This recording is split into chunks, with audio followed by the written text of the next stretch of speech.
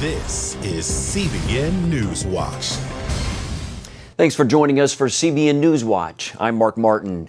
President Donald Trump announced today what he called historic news for the nation and world. It's a plan to terminate and replace NAFTA, or the North American Free Trade Agreement. It's called USMCA. U.S. leaders say it governs $1.2 trillion in trade, making it the biggest trade deal in history.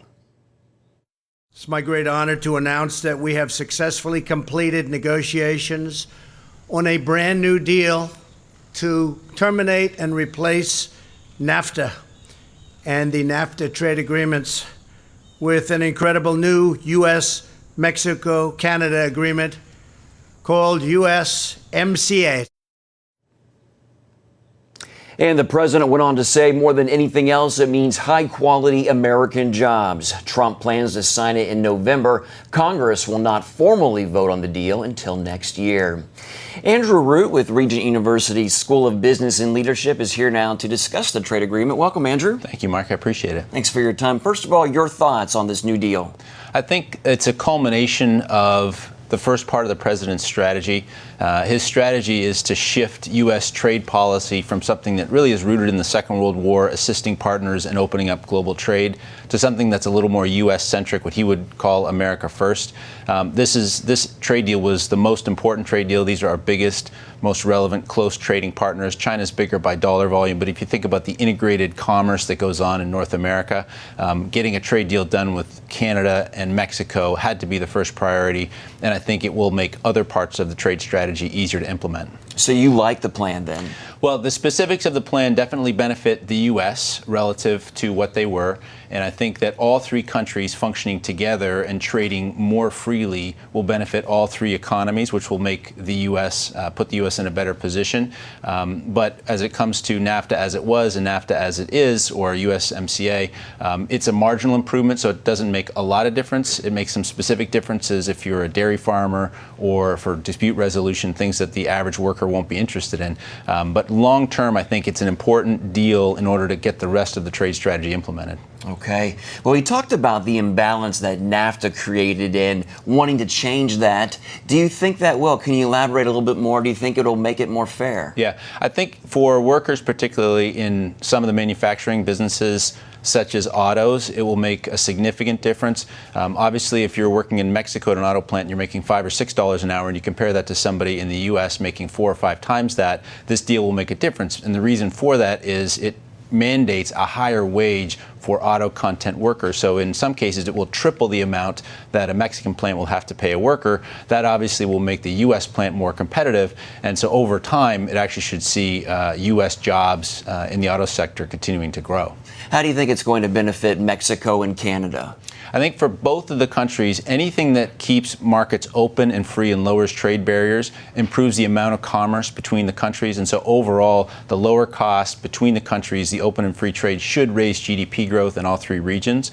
And inasmuch as the U.S. and Canada and Mexico now become partners to compete against other regions of the world, the Eurozone or Asia-Pacific partners, then it should make the whole region more competitive and more integrated when competing against others. Well, what does it say to the rest of the world, and how do you think the world is seeing what President Trump called this brand new deal? How's everybody else looking in on this? Yeah, I think the number one thing foreign leaders should understand is this particular president takes the view that America has some advantages that they've not used in the past when negotiating trade deals, and they will use those advantages in the future. And specifically when it comes to China, who was essentially invited into the World Trade Organization without making a lot of concessions and keeping a lot of tariff barriers and non-tariff barriers, they're going to have to negotiate some of those things if they want to have trade free and fair with the U.S. You talked about this a little bit earlier in the interview, but how will businesses like farmers and so forth, businesses, farmers, and families, how will they benefit from all of this? I think for families who want to have an opportunity to compete, grow their productivity, keep their manufacturing plants in the U.S., it gives them a more fair footing versus countries like Mexico. When it comes to farmers in particular, this deal really does focus on farmers, in particular the state of Wisconsin and dairy, and gives them an opportunity to grow their export market into Canada. So a state that's very important to this particular president definitely benefited from this particular deal. Okay. Andrew Root with the Regent School of Business and Leadership. Thank you so much for your time and your insights, sir. Thank you, Mark. Appreciate it. Appreciate it, yes. Well, the Senate could vote as early as Friday on the confirmation of Judge Brett Kavanaugh for the U.S. Supreme Court. The vote will come following an FBI investigation into sexual abuse allegations against him. Amber Strong has the story from Washington. The FBI is looking to follow up into any new information when it comes to those sexual assault allegations against Supreme Court nominee Brett Kavanaugh. In a surprise turn of events, Republican Senator Jeff Flake suggesting a delay to the Senate floor vote. We ought to do what we can to make sure that we do all due diligence with and laying the current guidelines of a one-week investigation, limited to the current and credible allegations. But some Senate Democrats say that may not be enough time. Others concerned the White House may be dictating the terms of the investigation. I've never heard that the White House, either under this president or other presidents, is saying, well, you can't interview this person, you can't look at this time period, you can only look at these people from one side of the street. Press Secretary Sarah Sanders says they're staying out of it. The White House isn't intervening, we're not micromanaging this process. But some Republicans want their own investigation into how Dr. Christine Ford's letter about Kavanaugh was leaked to the media. I'm going to call for an investigation of what happened in this committee, who betrayed Dr. Ford's trust. Regardless, Senate Democrats say the hearing itself gives insight into Kavanaugh's political leaning. As I watched him, part of me thought, this is a man who believes that he did nothing wrong and he's completely unjustly accused. There were some lines that he delivered that were sharper, more partisan, more, this is the Clintons paying me back. Flake says he empathizes with Kavanaugh's anger. It was anger, but if I were unjustly accused, that's how I would feel as well. Meanwhile, the Kavanaugh hearing is opening up the door to conversations about the larger issue of sexual assault from everyday citizens. I'm a 76-year-old woman who was sexually molested in the 2nd grade. This brings back so much pain. To the White House staff. I'm a victim of sexual assault. I don't expect Judge Kavanaugh or Jake Tapper or Jeff Flake or anybody to be held responsible for that. You have to be responsible for your own conduct. Someone who actually violated a woman to sit in the Supreme Court. Many women have protested Kavanaugh. Others have stood by him, calling Senate offices in support of the judge. Now that investigation has to be wrapped up by the end of the week, but that doesn't mean it's over. House Democrats say they could launch an investigation themselves should they take the House in November. Amber Strong, CBN News, Washington. In other news, it's been a year since the Las Vegas massacre where one man opened fire on a crowd at a concert, killing 58 people.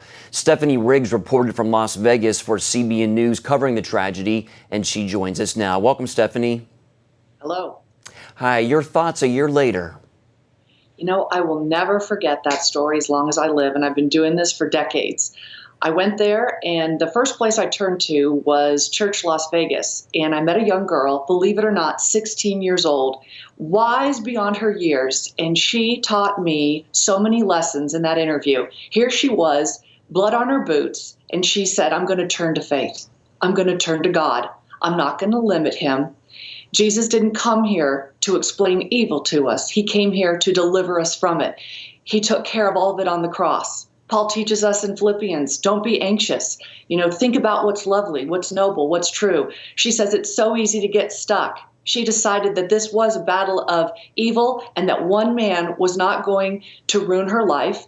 She said it wasn't fair to Jesus for what he did on that cross, and she was going to forgive him because she knew that this was an act of evil.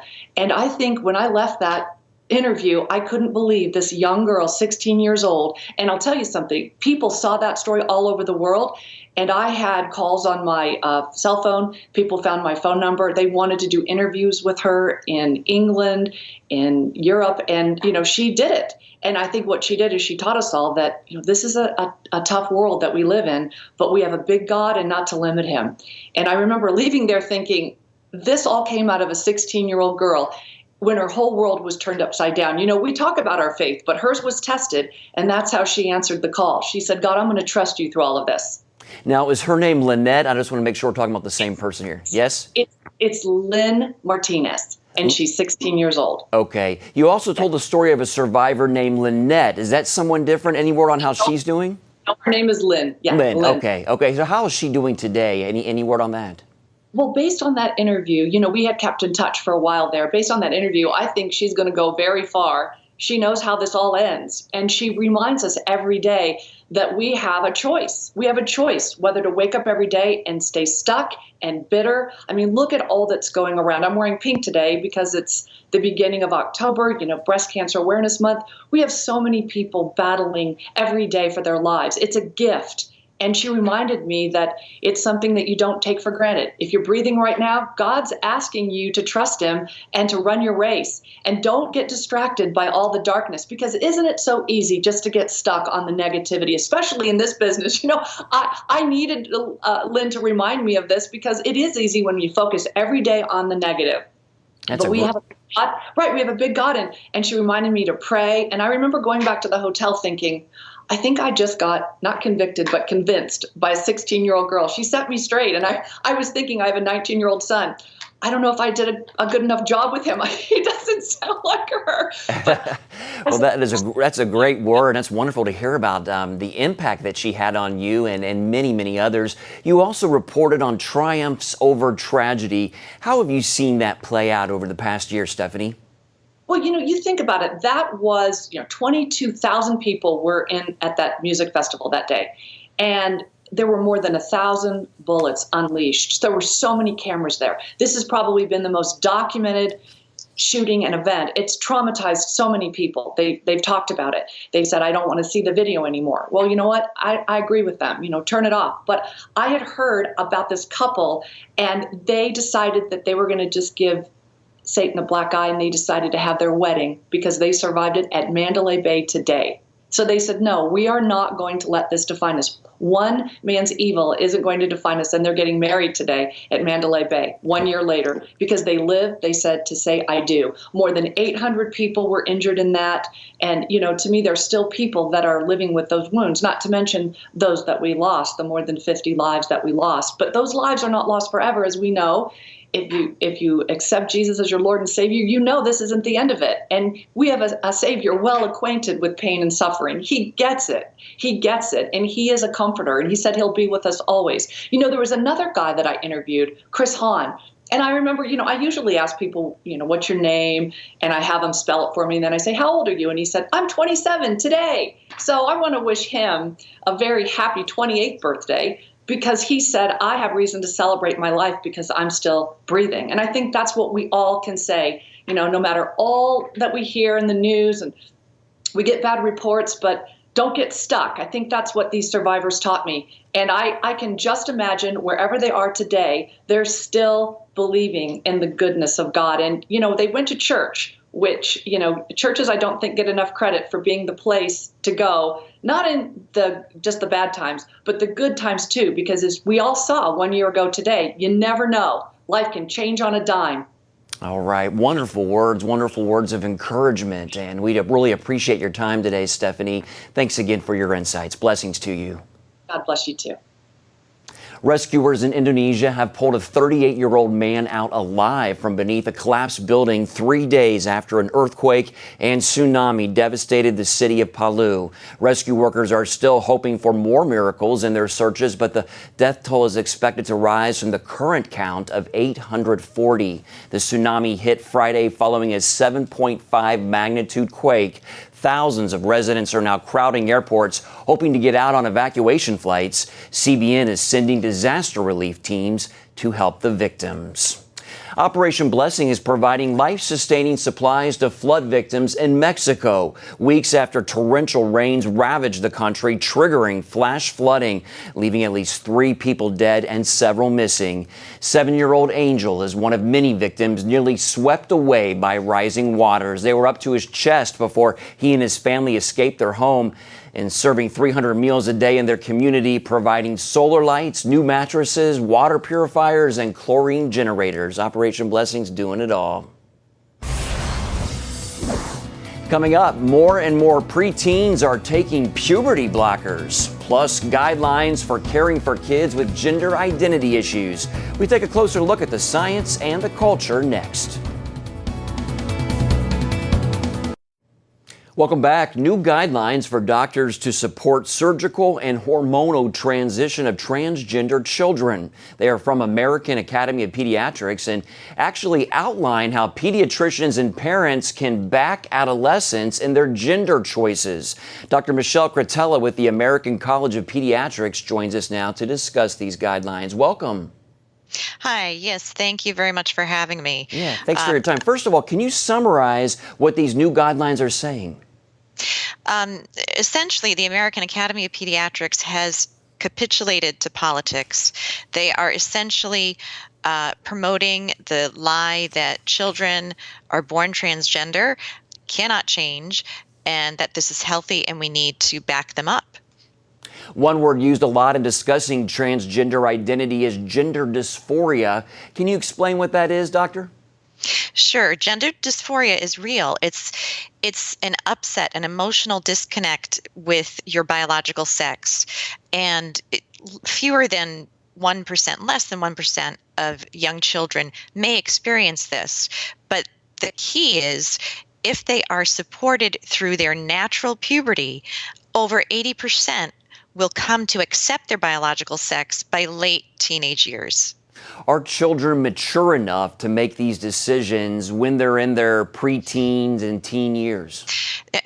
Absolutely not. I mean, this is, first of all, there's no rigorous science to say that anyone is born this way. In fact, twin studies tell us the opposite, that this confusion, this problem in the mind is due to psychological issues, family dynamics, socialization. You are now dealing with children who are ages 8 to the teen years. There's reasons we don't let them drive cars. We don't let them vote.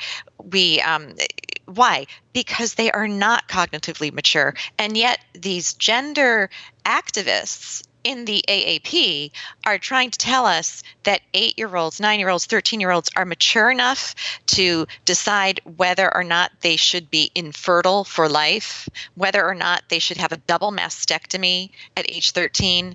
This is pure insanity. Is there anything that you find concerning regarding the new guidelines?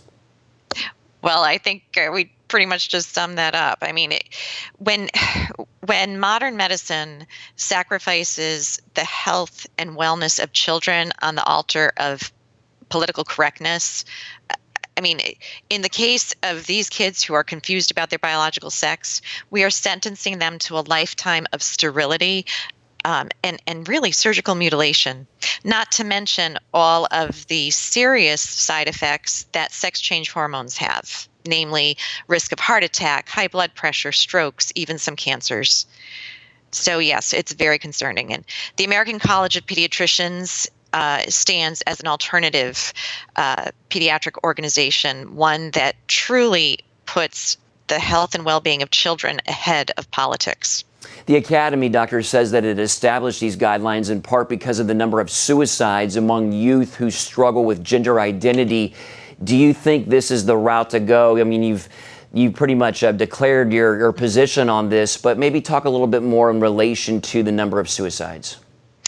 So, true that suicide is more, the rate of attempting suicide is more prevalent among children who are confused about their sex. However, there is no proof that the same underlying cause for the gender dysphoria, the same underlying cause for that confusion about sex could also be triggering the suicide.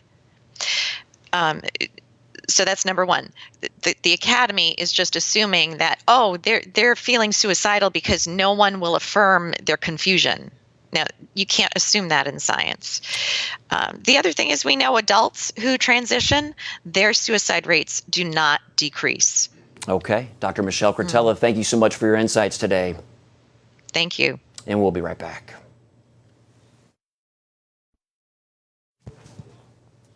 And welcome back. The job market is strong with record low unemployment rates across the country. Still, one demographic still struggles to find work, those with special needs. Caitlin Burke has the story of one man who's out to change that. It's hard not to smile when you walk into the Howdy Homemade Ice Cream Shop in Dallas, Texas. Howdy. You may notice something unique in the place, but then the samples start coming and you just get caught up in the experience. How are you? I'm well, thank you. How about you? Good, thank you very much.